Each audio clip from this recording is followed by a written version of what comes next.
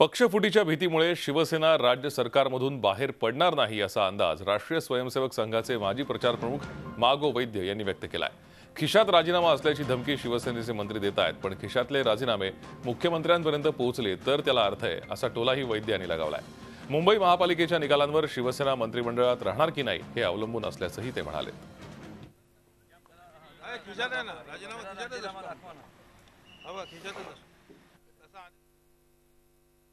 मंत्री असं म्हणतात की राजीनामे आमच्या खिशात आहेत, खिशातून बाहेर मुख्यमंत्र्याकडे गेले पाहिजेत, तर त्या राजीनाम्याला अर्थ आहे। पण मला असं वाटतं की सगळं जे भांडण आहे त्याचा मुद्दा मुंबई महानगरपालिकेची निवडणूक आहे। त्या मुंबई महानगरपालिकेच्या निवडणुकीचे निकाल काय लागतात याच्यावर